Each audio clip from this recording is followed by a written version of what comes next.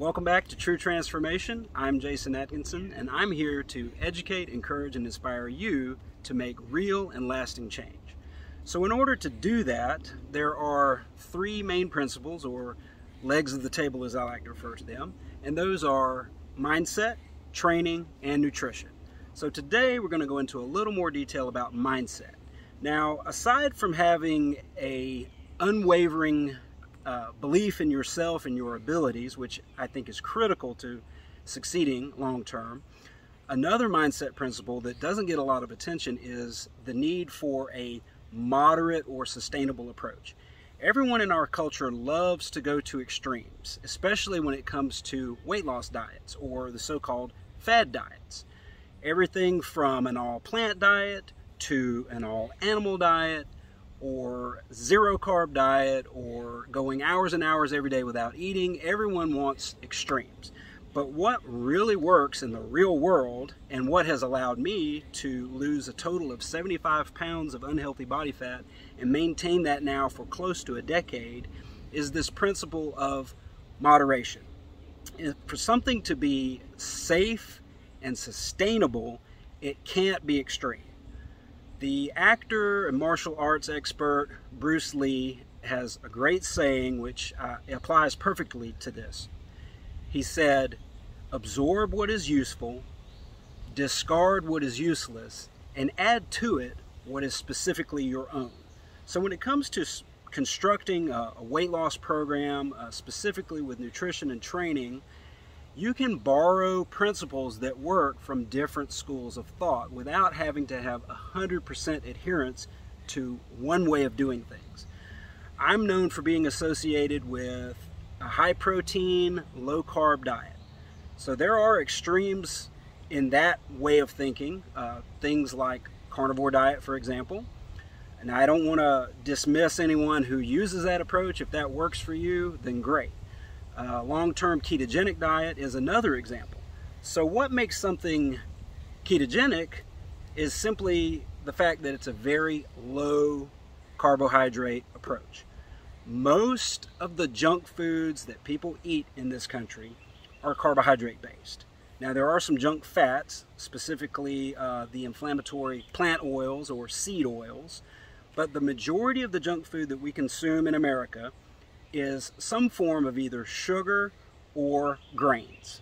Those are the worst two offenders. So those are, if you want to make progress in that area, strike at the root of the problem. Go straight to the heart of the matter and eliminate or reduce as much as possible what's truly causing the problem.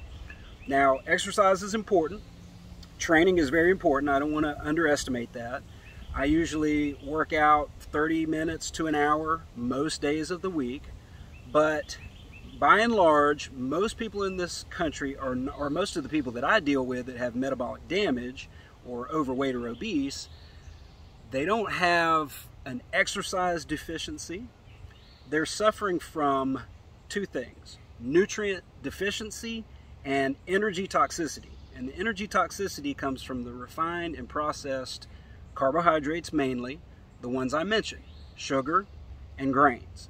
So when grains are ground into flour, like wheat flour for example, it becomes even worse for your health, because not only is it highly inflammatory, but it's also converted to glucose faster than table sugar. It will raise your blood sugar faster than table sugar.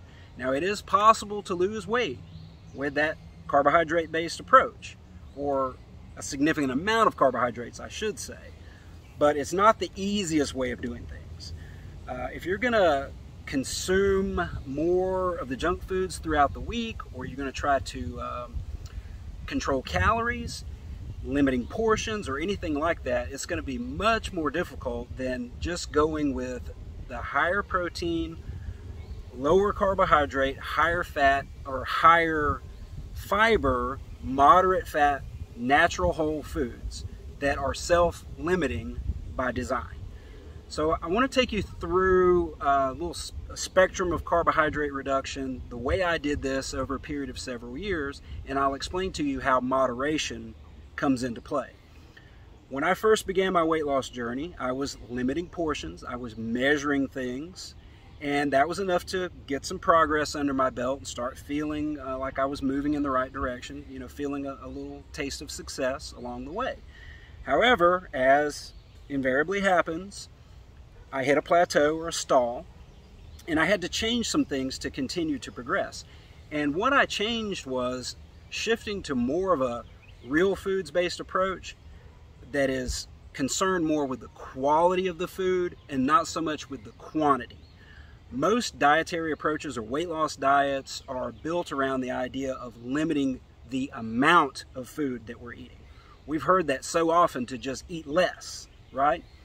But the key is not to eat less, but to eat less of the types of foods that keeps insulin elevated, that keeps you hungry all the time, that keeps your energy low or keeps you from burning body fat effectively, and that is reducing or eliminating carbohydrates, specifically the refined ones, and increasing dietary protein. Now, I don't want to get too much off the topic with today's video, but go ahead and subscribe, because I've got some more information coming later in the week that's going to hone in specifically on nutrition and training. Today, I'm talking more about mindset. So that moderation approach led me to control the quality of the food more so than the quantity by reducing or eliminating sugar and flour, like I mentioned, and going with more of a paleo type approach, which, if you're not familiar, paleo is just slang for no processed foods. It's mimicking the way our Paleolithic ancestors would have eaten. So prior to the agricultural age, or when we began growing crops, this is the way most people ate as a hunter-gatherer. So focusing on eliminating processed foods was a big leap forward, but it wasn't until I got into more of a ketogenic way of doing things by reducing the carbohydrates to a very low level most of the time that I really got tremendous progress within a short period of time, faster and better than I thought was possible. That also allowed me to start incorporating some intermittent fasting, which is another one of the key coaching principles that I help people with. So if you have questions about any of these things, by the way, I'm going to link in this video in the comments to my online calendar, and I'm offering to give you a free one-on-one phone coaching session, no strings attached, just to answer your personal questions about training, nutrition, and mindset based on my years of experience as well as my credentials. I'm a health coach, nutritionist, certified personal trainer. I have a degree in education. I've taught biology, human anatomy, physiology in the classroom, and I've also spent over a decade researching the best principles from training and nutrition to share with you, my audience, and my clients. So I'm offering that, no strings attached. If you do decide to go into a coaching program with me, my fees are on a sliding scale based on your income and other parameters, and I want to make that as affordable as possible. I do not want the inability to pay a high sum to be something that would stop you from taking advantage of this training that I'm offering. So click on that link, set up a free coaching call. I'll answer some questions for you, and hopefully we can work together in the long term. So back to what I'm talking about, the need for moderation.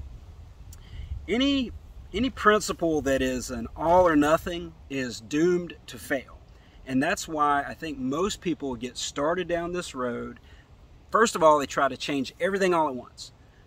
When you take, and I'm not bashing anything, but when you take an approach like 75 hard, for example, that's a trend in the fitness world, which is actually designed to be more of a mental toughness, not so much a weight loss strategy. But something like that is so extreme, in my opinion, that it's unnecessary, first of all, and it's almost a recipe for disaster for the majority of people. Now, some people are so iron-willed disciplined that they can do all of those things for 75 days straight, but to me, it's not necessary, and it's too extreme to be sustainable for the majority of people. That's my opinion about it. So back to what I'm talking about. Moderation. I have always been a fan of the so-called cheat days or cheat meals, and that's the idea of once or twice a week, depending on your results, indulging in your favorite forbidden foods, things that I mentioned before, like sugar and flour, for example. I'm known to eat some fast food on the weekends. And these are things that I encourage people to do because in the long term, it does have benefits that you may not be aware of. When you're restricting energy intake day after day after day, the monotony sets in, and the idea that I can never have whatever it is, insert your favorite food here, I can never have that ever again. That's not a recipe for long-term adherence, and it's not a success principle in my book. That's why I say have your cheat meal on the weekends. That's the way I do it. Sunday is always reset day. Sunday morning, I'm going back on the program until Friday when I do my weigh-in. So I'm not going to digress too much about the exact structure of the nutrition program, but it's the best of both worlds. It's a cyclical ketogenic diet, high protein version. That's what I've settled on after years of doing this. That's what works for me, and that's the framework that I teach because it is sustainable. Sunday's always reset day. On the weekends, after that all-important weigh-in on Friday, when I also do a body scan and get my body fat percentage for the week, then Friday afternoon, Friday night, it's time to have a cheat meal and a dessert. Saturday morning, right back on the program. Saturday night, maybe a little less, but kind of the same thing with a cheat meal, maybe a pizza, French fries, something along those lines. And then follow that up with a dessert, and then Sunday morning is just right back on the program again. So like I said, that's the system that has allowed me to have such a high level of success and to have lots of clients who have also experienced similar success. So I'm going to go ahead and wrap up this video for today. I went over a little bit longer than I intended, but go ahead and subscribe, and if you don't mind, comment below. That helps the algorithms. Share a link if you know anyone who can benefit from this information. I'm happy to share this with a larger audience, and stay tuned. There will be more videos like this one coming soon. Thanks.